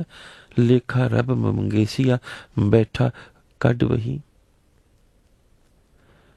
ਤਾਂ ਦੋਨੋਂ ਹੀ ਹਾਲਾਤਾਂ ਦੇ ਵਿੱਚ ਸਰੀਰ ਤਾਂ ਭਸਮ ਹੋਏਗਾ, ਸਰੀਰ ਤਾਂ ਖਤਮ ਹੋਏਗਾ। ਇਸ ਕਰਕੇ ਸਰੀਰ ਦਾ ਕੀ ਹੈ, ਮੇਰੀ ਆਤਮਾ ਨੂੰ ਆਪਣੇ ਚਰਨਾਂ 'ਚ ਨਿਵਾਸ ਦੇਈਂ। ਬਸ ਮੇਰੀ ਇੰਨੀ ਖਾਸ਼, ਕਿਉਂਕਿ ਇੰਨਾ ਹੀ ਮੈਂ ਸਮਝ ਸਕਿਆ ਤੇਰੇ ਨਾਲ ਰਹਿ ਕੇ। ਬਾਬਾ ਕਬੀਰ ਕਹਿੰਦੇ ਨੇ ਕਿ ਇਹ ਸਰੀਰ ਅਸਲ ਹੈ ਕਿ ਇਹ ਕਾਚੀ ਗਾਗਰ ਹੈ। ਕਾਚੀ ਗਾਗਰ ਨੀਰ ਪਰਤ ਹੈ, ਜਿਵੇਂ ਕੱਚੀ ਗਾਗਰ ਦੇ ਵਿੱਚ ਪਾਣੀ ਪਿਆ ਹੋਵੇ, ਔਰ ਪਰਤ ਹੈ ਕੀ ਮਤਲਬ ਹੈ, ਉਸ ਦੇ ਵਿੱਚ ਪਾ ਦਿੱਤਾ ਜਾਂਦਾ ਲੇਕਿਨ ਨਿਕਲ ਜਾਂਦਾ। ਫਾਇਦਾ ਕੀ ਹੁੰਦਾ, ਕਿਉਂਕਿ ਕੱਚੀ ਗਾਗਰ ਹੈ। ਇਹ ਤਨ ਵੀ ਕੱਚੀ ਗਾਗਰ ਹੀ ਹੈ। ਬਾਬਾ ਜੀ ਨੇ ਸ਼ਬਦ ਵਰਤਿਆ ਵਡਿਆਈ, ਇਹ ਤਨ ਕੀ, ਇਹ ਹੈ ਵਡਾਈ। ਵਡਾਈ ਸ਼ਬਦ ਕਿਉਂ ਵਰਤਿਆ, ਜਿਸ ਦੀ ਵਡਿਆਈ ਕਰਦਾ ਫਿਰਦਾ ਮਨੁੱਖ, ਇਸ ਤਨ ਦੀ ਵਡਿਆਈ ਹੈ ਕਿ ਇੱਕ ਕੱਚੀ ਗਾਗਰ ਹੈ ਔਰ ਤੂੰ ਮਾਣ ਕਰੀ ਫਿਰਦਾ। ਕੋਈ ਧਨ ਦਾ ਮਾਣ ਫਰੀ ਫਿਰਦਾ, ਕੋਈ ਤਨ ਦਾ ਮਾਣ ਕਰੀ ਫਿਰਦਾ, ਕੋਈ ਜਾਤ ਦਾ ਮਾਣ ਕਰੀ ਫਿਰਦਾ, ਕੋਈ ਕਿਸੇ ਚੀਜ਼ ਦਾ। ਇਹ ਵਡਿਆਈ ਹੈ। ਫਿਰ ਪ੍ਰਸ਼ਨ ਜਗਾਇਆ, ਕਾਹੇ ਪਈਆ ਫਿਰ ਤੋਂ ਫੂਲਿਆ ਫੂਲਿਆ, ਜਬ 10 ਮਾਸ ਉਰਦ ਮੁਖ ਰਹਿਤਾ। ਉਰਦ ਉਲਟਾ ਲਟਕਣ ਦੀ ਇੱਕ ਅਵਸਥਾ ਹੈ, ਜਿੱਥੇ ਮਨੁੱਖ ਉਲਟਾ ਲਟਕਿਆ ਹੁੰਦਾ ਹੈ। ਔਰ ਉਰਦ ਉਹ ਅਵਸਥਾ ਹੈ ਜਿਸ ਅਵਸਥਾ ਦੇ ਵਿੱਚ ਮਨੁੱਖ ਉਲਟਾ ਲੇਟ ਕੇ, ਅੱਖਾਂ ਬੀਦ ਕੇ ਇਹ ਨਹੀਂ ਸਮਝ ਸਕਦਾ ਕਿ ਮੈਂ ਕਿੱਥੇ ਹਾਂ।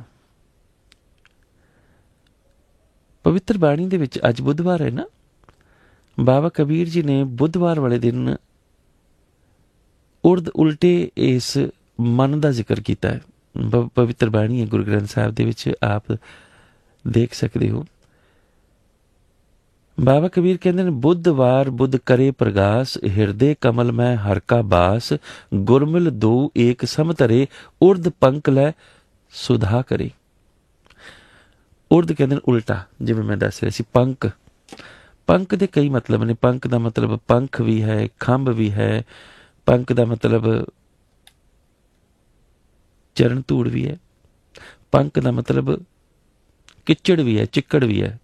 ਪੰਕ ਜੋ ਮੋਹ ਪੱਗ ਨਹੀਂ ਚਾਲੇ, ਹਮ ਦੇਖਾਂ ਤਾਂ ਡੂਬੇ ਲੈ। ਪੰਕ ਜੋ, ਪੰਕ ਦੇ ਵਿੱਚੋਂ ਜਨਮਿਆ ਹੋਇਆ, ਪੰਕ ਭਾਵ ਚਿੱਕੜ ਚੋਂ ਜਨਮਿਆ ਹੋਇਆ। ਪੰਕਜ, ਜਿਹਨੂੰ ਪੰਕਜ ਫੁੱਲ ਵੀ ਆਪਾਂ ਕਹਿੰਦੇ ਹਾਂ, ਜਲਜ ਵੀ ਕਿਹਾ ਜਾਂਦਾ ਇਹਨੂੰ, ਜਲ ਦੇ ਵਿੱਚੋਂ ਜਨਮਿਆ ਹੋਇਆ।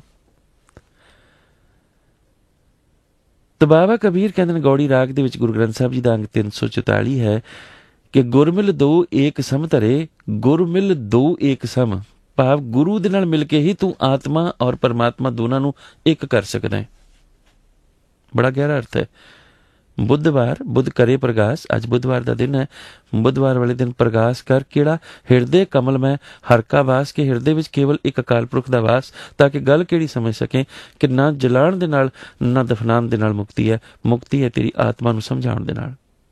ਗੁਰਮਿਲ ਦੋ ਏਕ ਸਮਤਰੇ, ਇਸ ਕਰਕੇ ਗੁਰੂ ਨੂੰ ਮਿਲ, ਆਤਮਾ ਔਰ ਪਰਮਾਤਮਾ ਦੋਨੋਂ ਇੱਕ ਸਮਾਨ ਕਰਨ ਦੀ ਗੱਲ ਗੁਰੂ ਦੱਸੇਗਾ।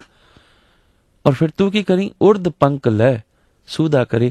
ਹੁਣ ਇੱਥੇ ਪੰਕ ਦਾ ਮਤਲਬ ਹੈ ਮਨੁੱਖ ਦਾ ਮਨ, ਕਿ ਤੂੰ ਆਪਣੇ ਮਨ ਨੂੰ ਇਸ ਤਰੀਕੇ ਦੇ ਨਾਲ ਸਿੱਧਾ ਕਰ ਸਕਦਾ, ਕਿਉਂਕਿ ਮਨ ਉਲਟਾ ਚੱਲੇਗਾ। ਇਹ ਮਾਇਆ ਜਾਲ ਹੈ, ਹਰ ਵਕਤ ਤੈਨੂੰ ਸੁਧਾ ਕਰਨਾ ਪਵੇਗਾ, ਸਿੱਧਾ ਕਰਨਾ ਪਵੇਗਾ। ਬਾਬਾ ਕਬੀਰ ਅਗਲੀ ਜਿਹੜੀ ਮਿਸਾਲ ਦਿੰਦੇ ਨੇ ਉਹ ਹੈ ਮਧੂਮੱਖੀ ਦੀ। ਜਿਉਂ ਮਧੂਮਾਖੀ ਤਿਉਂ ਸਠੋਰ ਰਸ ਜੋਰ ਜੋਰ ਤਨ ਕੀਆ। ਤਾਂ ਸਟੋਰ ਮੇਰੇ ਵਰਗਾ ਮੂਰਖ ਕੀ ਕਰਦਾ, ਕੌਡੀ ਕੌਡੀ ਜੋੜ ਕੇ ਜੋਰੇ ਲੱਖ ਕਰੋੜ, ਕੋਡੀਆਂ ਕੋਡੀਆਂ ਜੋਰੀਆਂ ਫਿਰਦਾ ਨਾ, ਤੇ ਕੋਡੀ ਕੋਡੀ ਜੋੜ ਕੇ ਕਰਦਾ ਕੀ ਹੈ ਕਬੀਰ, ਕੌਡੀ ਕੌਡੀ ਜੋੜ ਕੇ ਜੋਰੇ ਲੱਖ ਕਰੋੜ, ਚਲਤੀ ਬਾਰ ਨਾ ਕਛ ਮਿਲਿਓ ਲਈ ਲੰਗੋਟੀ ਤੋਰ। ਗੁਰੂ ਗ੍ਰੰਥ ਸਾਹਿਬ ਜੀ ਦਾ ਅੰਗ 1372। ਕੁਛ ਨਹੀਂ ਮਿਲਦਾ ਚਲਦੀ ਬਾਰ। ਜੋ ਰਾਜਾ ਕਹਿੰਦਾ ਸੀ ਮੇਰੇ ਹੱਥ ਬਾਹਰ ਕੱਢ ਦਿਓ, ਤੇ ਵਾਕਈ ਉਹ ਕੁਝ ਨਹੀਂ ਲੈ ਕੇ ਗਿਆ, ਕਿਉਂਕਿ ਉਹਨੇ ਕਰਮ ਤਾਂ ਕੋਈ ਕੀਤਾ ਨਹੀਂ ਚੱਜ ਦਾ। ਤੇ ਗੱਲ ਤਾਂ ਠੀਕ ਸੀ, ਫਿਰ ਜੇ ਕਰਮ ਚੱਜ ਦਾ ਕੀਤਾ ਹੀ ਨਹੀਂ ਤਾਂ ਸੰਸਾਰਕ ਰੂਪ ਦੇ ਵਿੱਚ ਤਾਂ ਫਿਰ ਕੁਝ ਲੈ ਕੇ ਜਾਣਾ ਵੀ ਨਹੀਂ। ਹੁਣ ਬਾਬਾ ਕਬੀਰ ਕਹਿੰਦੇ ਨੇ ਹੁੰਦਾ ਕੀ ਹੈ, ਮਰਤੀ ਬਾਰ ਲਿਹੋ ਲਿਹੋ ਕਰੀਏ, ਭੂਤ ਰਹਿਣ ਕਿਉਂ ਦੀਆ। ਜਦੋਂ ਬੰਦਾ ਮਰ ਜਾਂਦਾ ਨਾ, ਹਰ ਕੋਈ ਆ ਕੇ ਪੁੱਛਦਾ ਜੀ ਕਦੋਂ ਫਿਰ ਸੰਸਕਾਰ ਹੈ, ਫਿਊਨਰਲ ਦਾ ਕਿਹੜਾ ਦਿਨ ਰੱਖਿਆ ਜੀ, ਕਦੋਂ ਫਿਰ ਡੇਟ ਹੈ। ਬਾਬਾ ਕਬੀਰ ਜੀ ਉਸਨੂੰ ਥੋੜੇ ਸਖਤ ਜਿਹੇ ਕਹਿ ਦਿੰਦੇ ਨੇ ਕਿ ਭੂਤ ਰਹਿਣ ਕਿਉਂ ਦੀਆ। ਗੱਲ ਤਾਂ ਇਹ ਹੋਈ ਹੈ।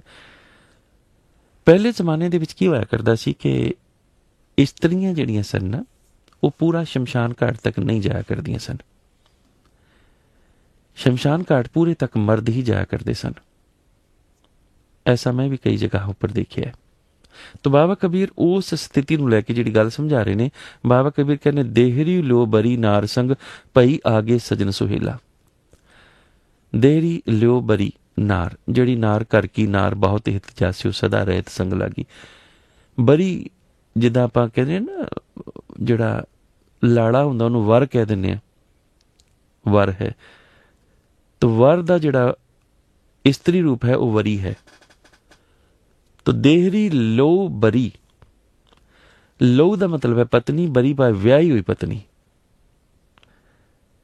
ਨਾਰ ਸੰਗ ਭਾਈ ਆਗੇ ਸਜਨ ਸੁਹੇਲਾ, ਉਹ ਕਿੱਥੇ ਤੱਕ ਜਾਂਦੀ ਹੈ, ਦਹਲੀਜ਼ ਤੱਕ ਹੀ ਜਾਂਦੀ। ਦੇਹਰੀ ਦਹਲੀਜ਼ ਨੂੰ ਕਹਿੰਦੇ ਨੇ। ਉਹਦਾ ਫਿਰ ਪਤੀ ਹੈ, ਅੱਗੇ ਫਿਰ ਉਹ ਬਾਕੀ ਦੇ ਰਿਸ਼ਤੇਦਾਰਾਂ ਦੇ ਨਾਲ ਮਰਗਟ ਲਿਓ ਸਭ ਲੋਕ ਕੁਟੁੰਬ ਪਿਓ ਆਗੇ ਹੰਸ ਅਕੇਲਾ। ਮਰਗਟ ਤੱਕ ਪਾਪ ਸ਼ਮਸ਼ਾਨ ਘਾਟ ਤੱਕ ਉਹਦੇ ਜਿਹੜੇ ਕੁਟੁੰਬ ਦੇ ਲੋਕ ਨੇ ਨਾ, ਰਿਸ਼ਤੇਦਾਰ ਨਾਤੇਦਾਰ, ਉਹ ਜਾਂਦੇ ਨੇ। ਆਗੇ ਹੰਸ ਅਕੇਲਾ, ਹੰਸ ਕਹਿੰਦੇ ਨੇ ਆਤਮਾ ਨੂੰ। ਜਿਹੜੀ ਮਨੁੱਖ ਦੀ ਅੰਤਰ ਆਤਮਾ ਹੈ ਉਹ ਅੱਗੇ ਇਕੱਲੀ ਜਾਵੇਗੀ। ਇਹ ਬਾਬਾ ਕਬੀਰ ਜੀ ਦਾ ਸਮਝਾਉਣ ਦਾ ਤਰੀਕਾ। ਅਨਿਅਥਾ ਆਤਮਾ ਤਾਂ ਉਸੇ ਵਕਤ ਹੀ ਚਲੀ ਗਈ ਇਕੱਲੀ ਜਿਸ ਵਕਤ ਮਨੁੱਖ ਦਾ ਸਰੀਰ ਮ੍ਰਿਤ ਹੋ ਗਿਆ। ਲੇਕਿਨ ਬਾਬਾ ਕਬੀਰ ਜੀ ਨੇ ਇਸ ਨੂੰ ਸਮਝਾਇਆ। ਉਹਨਾਂ ਦੇ ਸਮਝਾਉਣ ਦਾ ਤਰੀਕਾ ਹੈ ਕਿ ਅਸਲ ਵਿੱਚ ਅਲਟੀਮੇਟਲੀ ਜੋ ਅੰਤਰੀ ਭਾਵਨਾ ਹੈ ਉਹ ਇਹ ਹੈ ਕਿ ਆਖਿਰ ਦੇ ਵਿੱਚ ਮਨੁੱਖ ਨੇ ਜਾਂ ਉਹਦੀ ਅੰਤਰਾਤਮਾ ਨੇ ਇਕੱਲੀਆਂ ਹੀ ਜਾਣਾ ਹੈ, ਇਕੱਲੀਆਂ ਹੀ ਹਿਸਾਬ ਦੇਣਾ। ਭਾਵੇਂ ਇੱਥੇ ਬੇਈਮਾਨੀ ਦੀ ਕਮਾਈ ਉਹਨੇ ਬਹੁ ਪਰਪੰਚ ਕਰ ਪਰਤਨ ਲੈ ਆਇਓ, ਸੁੱਤਦਾਰਾ ਪਿਆਨ ਲਟਾਇਓ, ਭਾਵੇਂ ਇੱਥੇ ਸੁੱਤਦਾਰਾ ਤੇ ਆਣ ਲੁਟਾਉਂਦਾ ਰਿਹਾ, ਪਰ ਹਿਸਾਬ ਇਕੱਲੇ ਹੀ ਦੇਣਾ ਪੈਣਾ। ਇਕੱਲੇ ਹੀ ਜਾਏਗਾ, ਇਕੱਲਾ ਹੀ ਹਿਸਾਬ ਹੋਏਗਾ। ਔਰ ਉਸ ਦੇ ਕੀਤੇ ਹੋਏ ਗੁਨਾਹ ਜਾਂ ਉਸ ਦੇ ਕੀਤੇ ਹੋਏ ਪੁੰਨ ਕਰਮਾਂ ਦਾ ਕਰਮ ਰੂਪ ਦੇ ਵਿੱਚ ਸਜ਼ਾ ਜਾਂ ਕਰਮ ਰੂਪ ਦੇ ਵਿੱਚ ਉਸ ਨੂੰ ਜੋ ਵੀ ਮਿਲੇਗਾ ਉਹ ਇਕੱਲੀਆਂ ਉਸ ਨੂੰ ਹੀ ਮਿਲੇਗਾ। ਇਸੇ ਕਰਕੇ ਸਤਿਗੁਰ ਨੇ ਕਿਹਾ ਨਾ, ਆਪਣ ਹੱਥੀ ਆਪਣਾ ਆਪੇ ਹੀ ਕਾਜ ਸਵਾਰੀਏ। ਇਸ ਸੰਸਾਰ ਦੇ ਵਿੱਚ ਮਨੁੱਖ ਨੇ ਆਪਣ ਹੱਥੀ ਜਿਉਂਦਿਆਂ ਜੀ ਜਿੰਨੀ ਦੇਰ ਤੱਕ ਸੂਝ ਦੇ ਨਾਲ ਆਪਣਾ ਆਪੇ ਹੀ ਕਾਜ ਸਵਾਰਨਾ ਹੈ।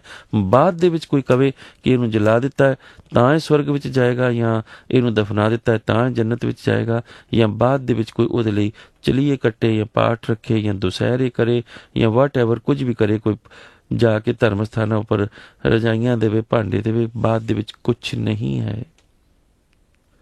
ਜੋ ਮਨੁੱਖ ਨੇ ਕਰਨਾ ਉਹ ਆਪਣ ਹੱਥੀ ਆਪ ਹੀ ਕਰਨਾ ਹੈ। ਇਸ ਕਰਕੇ ਆਖਰੀ ਮੁਬਾਰਕ ਪੰਕਤੀ ਦੇ ਵਿੱਚ ਬਾਬਾ ਕਬੀਰ ਜੀ ਨੇ ਨਿਸ਼ਕਰਸ਼ ਦੇ ਦਿੱਤਾ, ਸੁਨੇਹਾ ਦੇ ਦਿੱਤਾ। ਕਹਿਤ ਕਬੀਰ ਸੁਨੋ ਰੇ ਪ੍ਰਾਨੀ, ਪਰੇ ਕਾਲ ਗ੍ਰਸ ਕੂਆ, ਝੂਠੀ ਮਾਇਆ ਆਪ ਬੰਦਾਇਆ, ਜੋ ਨਲਨੀ ਪਰਮ ਸੂਆ। ਇਹਦੇ ਵਿੱਚ ਇੱਕ ਨਲਨੀ ਦੀ ਮਿਸਾਲ ਬਾਬਾ ਕਬੀਰ ਜੀ ਨੇ ਦਿੱਤੀ ਹੈ। ਤੋ ਇਹ ਜਿਹੜੀ ਨਲਨੀ ਦੀ ਮਿਸਾਲ ਦਿੱਤੀ ਹੈ ਬਾਬਾ ਕਬੀਰ ਜੀ ਨੇ, ਇਹਦਾ ਅਰਥ ਕੀ ਹੈ, ਇਹਦਾ ਮਤਲਬ ਕੀ ਹੈ? ਤੋਤਾ ਫਸਾਉਣ ਦਾ ਇੱਕ ਜੰਤਰ ਹੁੰਦਾ ਜੋ ਬਾਂਸ ਦੀ ਨਲੀ ਤੋਂ ਬਣਾਇਆ ਜਾਂਦਾ ਹੈ।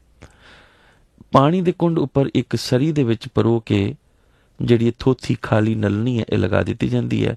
ਜਦ ਤੋਤਾ ਉਸ ਉੱਪਰ ਆ ਕੇ ਬੈਠਦਾ ਤਦ ਨਲਨੀ ਜਿਹੜੀ ਹੈ ਨਾ ਉਹ ਫਿਰ ਜਾਂਦੀ, ਮੁੜ ਜਾਂਦੀ ਹੈ, ਅਤੇ ਤੋਤਾ ਸਿਰਫ ਜਿਹੜਾ ਉਹ ਸਰਪਣੇ ਦਾ ਪਾਣੀ ਹੁੰਦਾ ਨਾ ਉਸ ਉੱਪਰ ਲਟਕ ਜਾਂਦਾ।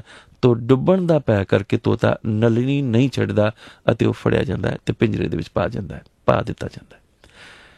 ਤਾਂ ਬਾਬਾ ਕਬੀਰ ਜੀ ਨੇ ਆਖਰੀ ਮੁਬਾਰਕ ਪੰਕਤੀ ਦੇ ਵਿੱਚ ਇਹੋ ਹੀ ਦੱਸਿਆ ਹੈ ਕਿ ਸਾਰੇ ਜਗਤ ਉੱਤੇ, ਯਾਨੀ ਕਿ ਸੁਨੇਹਾ ਸਾਰੇ ਜਗਤ ਦਾ। ਬਾਬਾ ਕਬੀਰ ਕਹਿੰਦੇ, ਸੁਣ ਪ੍ਰਾਣੀ, ਕਿਹੜੇ ਖੂਹ ਦੇ ਵਿੱਚ ਡਿੱਗਾ ਜਿਸ ਨੂੰ ਮੌਤ ਨੇ ਆਣ ਘੇਰਿਆ, ਪਰ ਤੂੰ ਆਪਣੇ ਆਪ ਨੂੰ ਇਸ ਮਾਇਆ ਦੇ ਨਾਲ ਬੰਨ੍ਹ ਕੇ ਰੱਖਿਆ ਹੈ ਜਿਸ ਨੇ ਤੇਰਾ ਸਾਥ ਨਹੀਂ ਨਿਭਣਾ। ਜਿਵੇਂ ਤੋਤਾ ਮੌਤ ਦੇ ਡਰ ਤੋਂ ਆਪਣੇ ਆਪ ਨੂੰ ਨਲਨੀ ਦੇ ਨਾਲ ਚੰਬੋੜ ਲੈਂਦਾ, ਇਸ ਤਰ੍ਹਾਂ ਹੀ ਨਲਨੀ ਦੇ ਨਾਲ ਚਿੰਬੜਨਾ ਤੋਤੇ ਦੀ ਫਾਹੀ ਦਾ ਕਾਰਨ ਬਣ ਜਾਂਦਾ ਹੈ।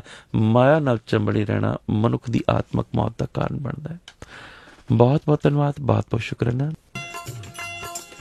ਅੱਜ 16 ਨਵੰਬਰ ਹੈ ਔਰ 16 ਨਵੰਬਰ 1915 ਅੱਜ ਦੇ ਦਿਨ ਸ਼ਹੀਦ ਸਰਦਾਰ ਕਰਤਾਰ ਸਿੰਘ ਸਰਾਭਾ ਹੁਣਾਂ ਨੂੰ ਸ਼ਹੀਦ ਕਰ ਦਿੱਤਾ ਗਿਆ ਸੀ।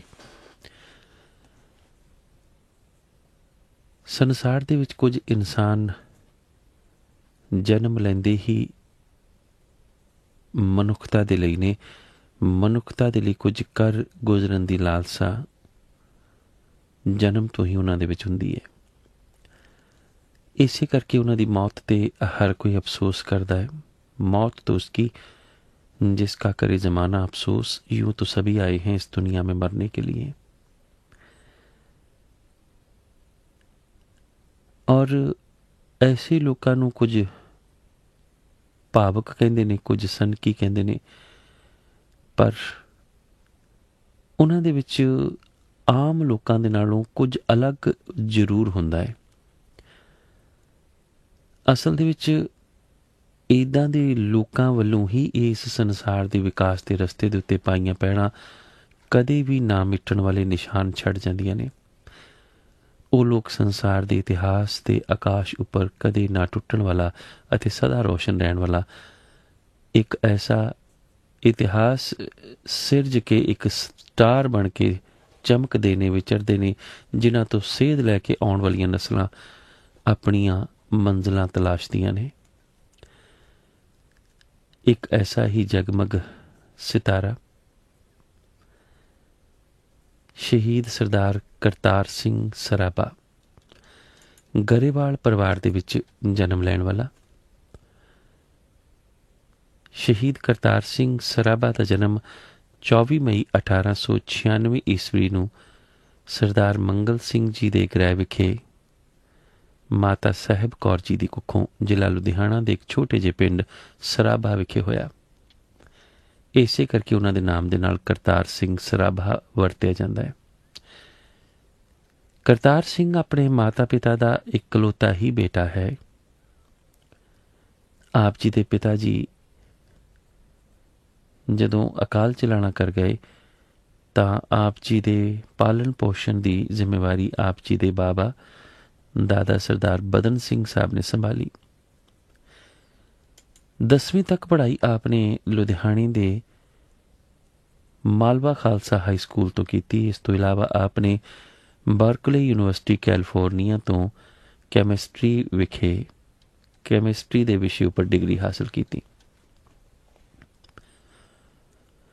ਇਹ ਉਹਨਾਂ ਦਿਨਾਂ ਦੀ ਗੱਲ ਹੈ ਜਿਨ੍ਹਾਂ ਦਿਨਾਂ ਦੇ ਵਿੱਚ ਭਾਰਤ ਗੁਲਾਮ ਹੈ ਅੰਗਰੇਜ਼ਾਂ ਦਾ, ਔਰ ਦੇਸ਼ ਦੀ ਆਜ਼ਾਦੀ ਦੇ ਸੰਘਰਸ਼ ਦੇ ਲਈ ਘਾਲੀ ਗਈ ਘਾਲਣਾ ਦੇ ਵਿੱਚ ਕਰਤਾਰ ਸਿੰਘ ਸਰਾਭਾ ਵੱਲੋਂ ਪਾਇਆ ਗਿਆ ਯੋਗਦਾਨ ਅਣਮੋਲ ਹੈ, ਜੋ ਕਦੇ ਨਹੀਂ ਭੁਲਾਇਆ ਜਾ ਸਕਦਾ ਔਰ ਸ਼ਲਾਘਾਯੋਗ ਹੈ। 1912 ਦਾ ਵਰ੍ਹਾ ਹੈ ਜਦੋਂ ਸਮੁੰਦਰੀ ਜਹਾਜ਼ ਰਾਹੀਂ ਕਰਤਾਰ ਸਿੰਘ ਸੈਨ ਫਰਾਂਸਿਸਕੋ ਵਿਖੇ ਪੁੱਜੇ ਨੇ। ਉੱਥੇ ਅਮਰੀਕੀ ਸਿਪਾਹੀਆਂ ਦੇ ਭਾਰਤੀਆਂ ਪ੍ਰਤੀ ਵਰਤੇ ਗਏ ਘਟੀਆ ਤਰੀਕੇ ਨੇ ਇਸ ਯੋਧੇ ਨੂੰ ਗੁਲਾਮੀ ਦਾ ਅਹਿਸਾਸ ਕਰਵਾਇਆ ਹੈ। ਛੋਟੇ ਜਿਹੇ ਮਨ ਦੇ ਵਿੱਚ, ਕਰਤਾਰ ਸਿੰਘ ਸਰਾਭੇ ਦੇ ਛੋਟੇ ਜਿਹੇ ਦਿਲ ਦੇ ਵਿੱਚ ਇਹ ਮਹਿਸੂਸ ਹੋਇਆ ਹੈ ਕਿ ਅਗਰ ਕੋਈ ਸਰਾਪ ਦੁਨੀਆ ਦੇ ਵਿੱਚ ਹੈ ਤਾਂ ਉਹ ਗੁਲਾਮੀ ਹੈ। ਗੁਲਾਮੀ ਤੋਂ ਵੱਡਾ ਹੋਰ ਕੋਈ ਅਹਿਸਾਸ ਨਹੀਂ।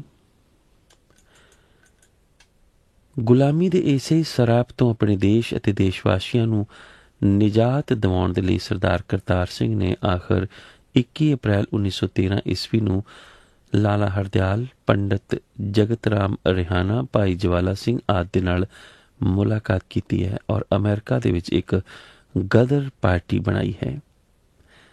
ਗਦਰ ਪਾਰਟੀ ਦਾ ਮਨੋਰਥ ਲੋਕਾਂ ਦੀ ਆਜ਼ਾਦੀ ਦੀ ਪ੍ਰਾਪਤੀ ਦੇ ਲਈ ਜੋਸ਼ ਭਰਨਾ ਹੈ, ਔਰ ਜੋਸ਼ ਭਰਨ ਦੇ ਲਈ ਪਾਰਟੀ ਨੇ ਇੱਕ ਨਾਅਰਾ ਦਿੱਤਾ ਹੈ, ਦੇਸ਼ ਦੀ ਆਜ਼ਾਦੀ ਦੇ ਲਈ ਆਪਣਾ ਸਭ ਕੁਝ ਦਾਅ ਤੇ ਲਾ ਦਿਓ। 1 ਨਵੰਬਰ 1913 ਈਸਵੀ ਨੂੰ ਇਸ ਪਾਰਟੀ ਨੇ ਲੋਕਾਂ ਨੂੰ ਲਾਮਬੰਦ ਕਰਨ ਦੇ ਲਈ ਗਦਰ ਨਾਮ ਦਾ ਇੱਕ ਅਖਬਾਰ ਵੀ ਛਾਪਣਾ ਸ਼ੁਰੂ ਕੀਤਾ ਹੈ। ਵੱਧ ਤੋਂ ਵੱਧ ਲੋਕਾਂ ਤੱਕ ਆਪਣੀ ਗੱਲ ਪਹੁੰਚਾਉਣ ਅਤੇ ਆਜ਼ਾਦੀ ਦੇ ਕਾਫਲੇ ਨੂੰ ਹੋਰ ਮਜ਼ਬੂਤ ਕਰਨ ਦੇ ਮਕਸਦ ਦੇ ਨਾਲ ਇਹ ਅਖਬਾਰ ਪੰਜਾਬੀ ਤੋਂ ਇਲਾਵਾ ਉਰਦੂ, ਹਿੰਦੀ, ਗੁਜਰਾਤੀ, ਬੰਗਾਲੀ ਅਤੇ ਪਸ਼ਤੋ ਭਾਸ਼ਾਵਾਂ ਦੇ ਵਿੱਚ ਵੀ ਛਾਪਿਆ ਜਾਂਦਾ ਸੀ। ਗੱਲ 1914 ਦੀ ਪਹਿਲੇ ਵਿਸ਼ਵ ਯੁੱਧ ਦੀ ਹੈ, ਪਹਿਲੀ ਸੰਸਾਰ ਜੰਗ ਦੀ। ਇਸ ਵਕਤ ਅੰਗਰੇਜ਼ਾਂ ਦੇ ਖਿਲਾਫ ਵਿਦਰੋਹ ਦੇ ਲਈ ਸਹੀ ਯੋਗਦਾਨ ਕਰਨ ਦੇ ਲਈ 15 ਸਤੰਬਰ 1914 ਨੂੰ ਕਰਤਾਰ ਸਿੰਘ ਸ੍ਰੀਲੰਕਾ ਦੇ ਰਸਤਿਓਂ ਭਾਰਤ ਪੁੱਜਿਆ। ਪੰਜਾਬ ਦੇ ਵਿੱਚ ਬੰਬ ਤਿਆਰ ਕਰਨ ਦੇ ਲਈ ਝਾਬੇਵਾਲ ਅਤੇ ਲੋਹਟਬੱਦੀ ਪਿੰਡ ਦੇ ਵਿੱਚ ਇੱਕ ਫੈਕਟਰੀ ਵੀ ਲਗਾਈ ਗਈ।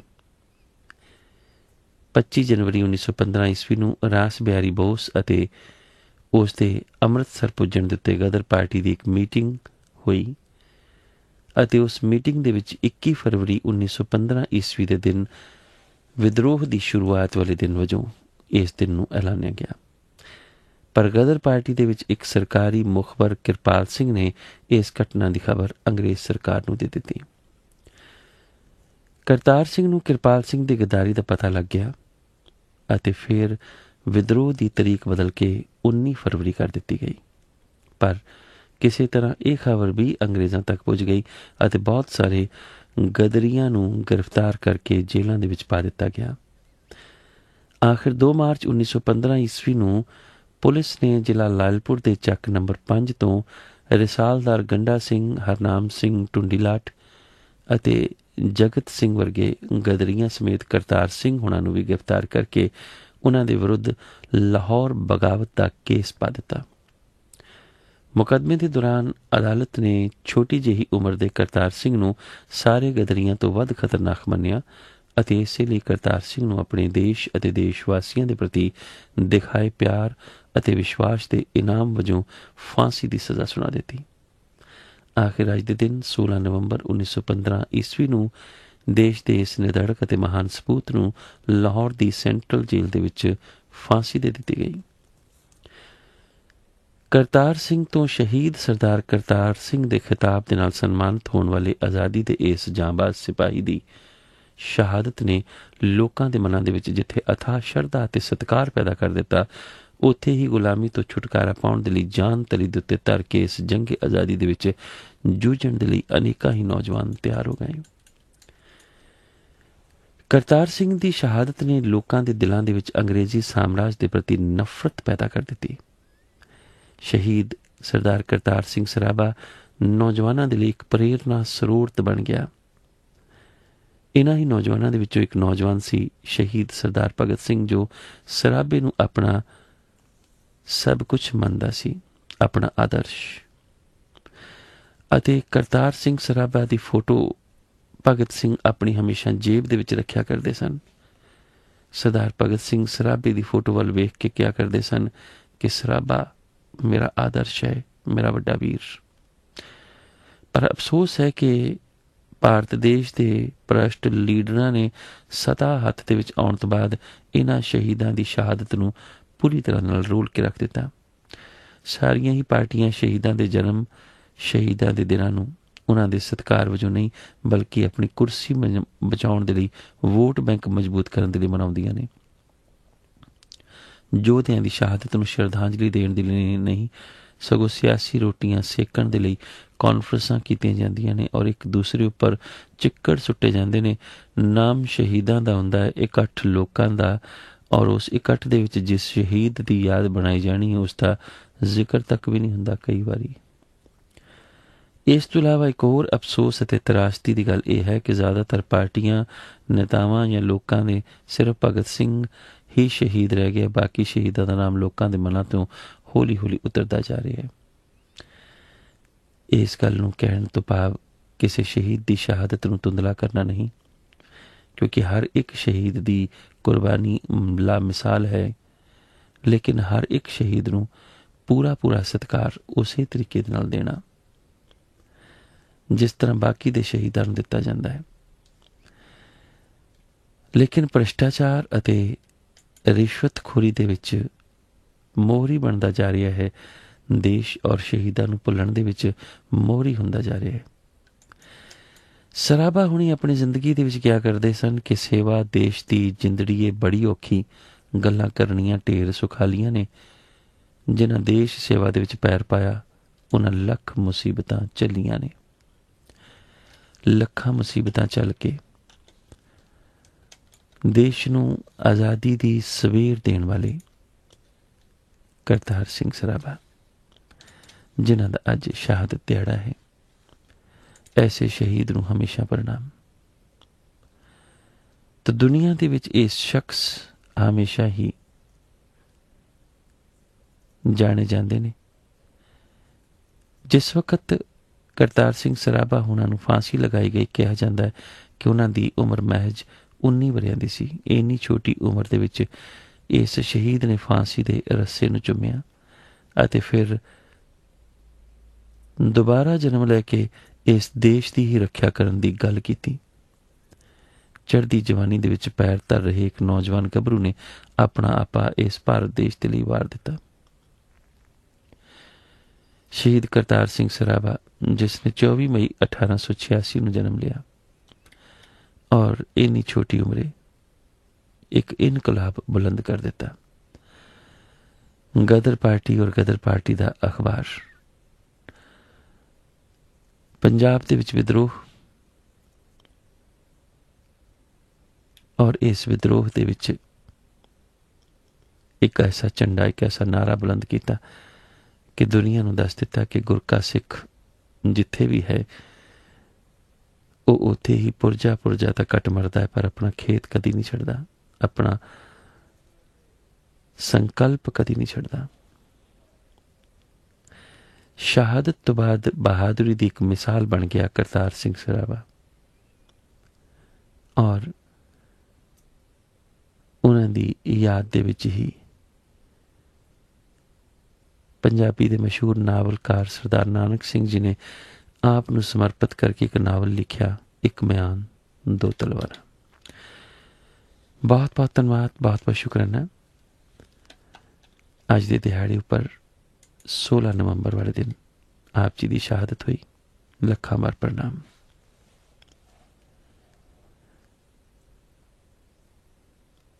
ਅੱਜ ਦੇ ਦਿਨ ਭਾਵ 1675 ਵਾਲੇ ਦਿਨ ਦੇ ਨਾਲ ਜੁੜੀਆਂ ਹੋਈਆਂ ਹੋਰ ਗੱਲਾਂ। 16 ਨਵੰਬਰ 1957 ਵਾਲੇ ਦਿਨ ਬਠਿੰਡਾ ਵਿਖੇ ਅਕਾਲੀਆਂ ਦੀ ਇੱਕ ਕਾਨਫਰੰਸ ਹੋਈ, ਜਿਸ ਨੂੰ ਕਿ 11ਵੀਂ ਅਕਾਲੀ ਕਾਨਫਰੰਸ ਦੇ ਨਾਮ ਦੇ ਵਜੋਂ ਜਾਣਿਆ ਗਿਆ। ਇਸ ਦੇ ਵਿੱਚ ਲੱਖਾਂ ਦੀ ਗਿਣਤੀ ਦੇ ਵਿੱਚ ਹੀ ਗੁਰਕੇ ਸਿੱਖ ਪੁੱਜੇ। ਇਹ ਕਾਨਫਰੰਸ ਬਠਿੰਡਾ ਦੇ ਵਿੱਚ ਹੋਈ। ਸੇਵਾ ਸਿੰਘ ਠੀਕਰੀ ਵਾਲਾ ਨਗਰ ਦੇ ਇੱਕ ਬਹੁਤ ਵੱਡੇ ਪੰਡਾਲ ਦੇ ਵਿੱਚ ਲੱਖਾਂ ਦੀ ਗਿਣਤੀ ਦੇ ਵਿੱਚ ਸਿੱਖਾਂ ਨੇ ਇਸ ਕਾਨਫਰੰਸ ਦੇ ਵਿੱਚ ਪੁੱਜ ਕੇ ਇਸ ਕਾਨਫਰੰਸ ਨੂੰ ਸਫਲ ਬਣਾਇਆ। ਪਹਿਲੇ ਦਿਨ ਯਾਨੀ ਕਿ ਅੱਜ ਦੇ ਦਿਨ 16 ਦਿਨ, ਕਿਉਂਕਿ 17 ਨਵੰਬਰ ਵਾਲੇ ਕੱਲ੍ਹ ਵਾਲੇ ਦਿਨ ਵੀ ਇਹ ਕਾਨਫਰੰਸ ਚੱਲੀ। ਪਹਿਲੇ ਦਿਨ ਇੱਕ ਨਗਰ ਕੀਰਤਨ ਦੇ ਰੂਪ ਦੇ ਵਿੱਚ ਜਲੂਸ ਕੱਢਿਆ ਗਿਆ, ਕਿਉਂਕਿ ਇਸ ਨੂੰ ਜਲੂਸ ਦਾ ਨਾਮ ਇਸ ਕਰਕੇ ਦਿੱਤਾ ਗਿਆ ਕਿਉਂਕਿ ਸਿਆਸੀ ਸੀ, ਲੇਕਿਨ ਇਸ ਦੇ ਵਿੱਚ ਸਾਰੇ ਹੀ ਸਿੱਖ ਸ਼ਾਮਲ ਸਨ ਜਿਹੜੇ ਕਿ ਮਾਸਟਰ ਤਾਰਾ ਸਿੰਘ ਉਹਨਾਂ ਦੀ ਅਗਵਾਈ ਹੇਠ ਚੱਲ ਰਹੇ ਸਨ। ਇਸ ਕਾਨਫਰੰਸ ਦੇ ਵਿੱਚ ਜਿਹੜੀ ਮੰਗ ਕੀਤੀ ਗਈ ਸੀ ਉਹ ਸੀ ਕਿ ਰੀਜਨਲ ਫਾਰਮੂਲੇ ਨੂੰ ਪੂਰੀ ਤਰ੍ਹਾਂ ਦੇ ਨਾਲ ਲਾਗੂ ਕੀਤਾ ਜਾਵੇ।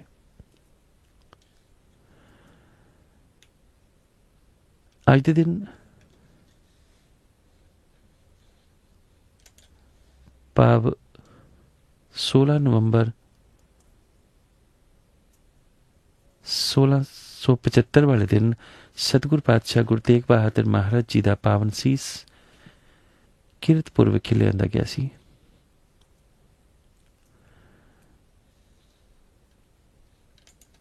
ਜਿਸ ਦੇ ਲਈ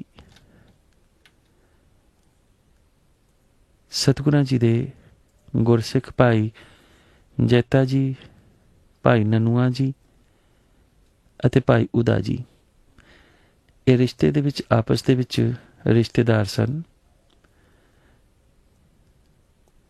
ਗੁਰੂ ਸਾਹਿਬਾਨਾਂ ਦਾ ਸਤਿਗੁਰੂ ਗੁਰੂ ਤੇਗ ਬਹਾਦਰ ਮਹਾਰਾਜ ਜੀ ਦਾ ਪਾਵਨ ਸੀਸ ਭਾਈ ਜੇਤਾ ਜੀ ਨੇ ਹੀ ਚੁੱਕਿਆ ਸੀ। ਔਰ ਭਾਈ ਜੇਤਾ ਜੀ, ਜਿਨ੍ਹਾਂ ਨੂੰ ਸਤਿਗੁਰਾਂ ਨੇ ਰੰਗਰੇਟਾ ਗੁਰੂ ਕਾ ਬੇਟਾ ਕਹਿ ਕੇ ਨਿਵਾਜਿਆ ਸੀ, ਬਾਅਦ ਦੇ ਵਿੱਚ ਜੀਵਨ ਸਿੰਘ ਸਾਹਿਬ ਜੀ ਦੇ ਨਾਮ ਦੇ ਨਾਲ ਜਾਮੇ ਸ਼ਹਾਦਤ ਪੀ ਗਏ ਸਨ। ਭਾਈ ਜੇਤਾ ਜੀ, ਭਾਈ ਉਦਾ ਜੀ ਤੇ ਭਾਈ ਨਨੂਆ ਜੀ ਸਤਿਗੁਰੂ ਗੁਰੂ ਨਾਨਕ ਦੇਵ ਮਹਾਰਾਜ ਕਿਵੇਂ ਕਰਨੀ ਸਤਿਗੁਰੂ ਗੁਰੂ ਤੇਗ ਬਹਾਦਰ ਮਹਾਰਾਜ ਜੀ ਦੇ ਪਾਵਨ ਸੀਸ ਨੂੰ ਚੱਕ ਨਾਨਕੀ ਵਿਖੇ ਲੈ ਗਏ ਸਨ। ਅੱਜ ਦੇ ਦਿਨ 16 ਨਵੰਬਰ ਨੂੰ ਕੀਰਤਪੁਰ ਸਾਹਿਬ ਅਤੇ ਫਿਰ ਅੱਜ ਦੇ ਦਿਨ ਹੀ ਅਨੰਦਪੁਰ ਸਾਹਿਬ ਪੁੱਜੇ ਸਨ, ਜਿੱਥੇ ਅਗਲੇ ਦਿਨ ਭਾਵ 17 ਨਵੰਬਰ ਨੂੰ ਸਤਿਗੁਰਾਂ ਜੀ ਦੇ ਪਾਵਨ ਸੀਸ ਦਾ ਸੰਸਕਾਰ ਅਨੰਦਪੁਰ ਸਾਹਿਬ ਵਿਖੇ ਕੀਤਾ ਗਿਆ ਸੀ, ਜਿੱਥੇ ਅੱਜ ਗੁਰਦੁਆਰਾ ਸੀਸਗੰਜ ਹੈ। ਤੋ ਅੱਜ ਦੇ ਦਿਨ ਹੀ ਭਾਈ ਜੇਤਾ ਜੀ ਨੂੰ ਗੁਰੂ ਕਾ ਬੇਟਾ ਹੋਣ ਦਾ ਖਿਤਾਬ ਸਤਿਗੁਰਾਂ ਜੀ ਵੱਲੋਂ ਗੁਰੂ ਗੋਬਿੰਦ ਸਿੰਘ ਮਹਾਰਾਜ ਜੀ ਵੱਲੋਂ ਦਿੱਤਾ ਗਿਆ ਸੀ, ਜੋ ਇੱਕ ਬਹੁਤ ਵੱਡੇ ਮਾਣ ਦੀ ਗੱਲ ਹੈ। ਰੰਗਰੇਟੇ ਗੁਰੂ ਕੇ ਬੇਟੇ। ਅੱਜ ਦੇ ਦਿਨ ਭਾਵ 16 ਨਵੰਬਰ 1880 ਵਾਲੇ ਦਿਨ ਲਾਹੌਰ ਵਿਖੇ ਖਾਲਸਾ ਦੀਵਾਨ ਵੱਲੋਂ ਮਹਾਰਾਜਾ ਦਲੀਪ ਸਿੰਘ ਨੂੰ ਫਿਲਹਾਲ ਪੰਜਾਬ ਦੇ ਵਿੱਚ ਨਾ ਵੜਨ ਦੀ ਸਲਾਹ ਦਿੱਤੀ ਗਈ ਸੀ।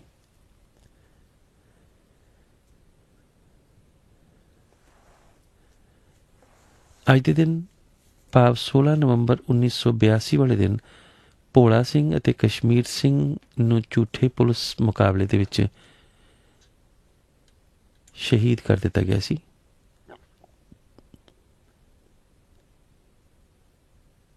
ਪੁਲਿਸ ਨੇ ਪਿੰਡਰਾਂ ਜੱਥਾ ਦੇ ਮੈਂਬਰਾਂ ਸਰਦਾਰ ਭੋਲਾ ਸਿੰਘ ਰੋਡੇ ਅਤੇ ਸਰਦਾਰ ਕਸ਼ਮੀਰ ਸਿੰਘ ਲਾਧੂਵਾਲ, ਇਹਨਾਂ ਨੂੰ ਪਹਿਲਾਂ ਗ੍ਰਿਫਤਾਰ ਕੀਤਾ ਗਿਆ ਸੀ। ਬਾਅਦ ਦੇ ਵਿੱਚ ਅੰਨਾ ਤਸ਼ੱਦਦ ਇਹਨਾਂ ਉੱਪਰੋਂ ਢਾਇਆ ਗਿਆ ਸੀ। ਤਸ਼ੱਦਦ ਦੇ ਕਾਰਨ ਇਹ ਜਿਸਮ ਦੇ ਉੱਤੇ ਲੱਗੀਆਂ ਹੋਈਆਂ ਸੱਟਾਂ ਦੀ ਤਾਬ ਨਾ ਝਾਲਦਿਆਂ ਹੋਏ ਜਾਮੇ ਸ਼ਹਾਦਤ ਪੀ ਗਏ ਸਨ ਔਰ ਇਹਨਾਂ ਦਾ ਝੂਠਾ ਪੁਲਿਸ ਮੁਕਾਬਲਾ ਦਿਖਾ ਦਿੱਤਾ ਗਿਆ ਸੀ। ਅੱਜ ਦੇ ਦਿਨ ਭਾਵ 16 ਨਵੰਬਰ 1992 ਵਾਲੇ ਦਿਨ ਪੰਜਾਬ ਪੁਲਿਸ ਨੇ ਆਪਣੇ ਝੂਠੇ ਪੁਲਿਸ ਮੁਕਾਬਲਿਆਂ ਦੇ ਅਗਲੇ ਕ੍ਰਮ ਦੇ ਵਿੱਚ ਮੇਜਰ ਸਿੰਘ, ਜਿਹੜੇ ਕਿ ਮਾਜਰੀ ਦੇ ਰਹਿਣ ਵਾਲੇ ਸਨ, ਉਹਨਾਂ ਨੂੰ ਝੂਠੇ ਪੁਲਿਸ ਮੁਕਾਬਲੇ ਦੇ ਵਿੱਚ ਸ਼ਹੀਦ ਕਰ ਦਿੱਤਾ ਗਿਆ ਸੀ। ਤੋ ਇਹ ਸਨ ਅੱਜ ਦੇ ਉਹ ਇਤਿਹਾਸਿਕ ਦਿਹਾੜੇ ਜਿਨ੍ਹਾਂ ਦਾ ਸੰਬੰਧ ਸਿੱਖ ਇਤਿਹਾਸ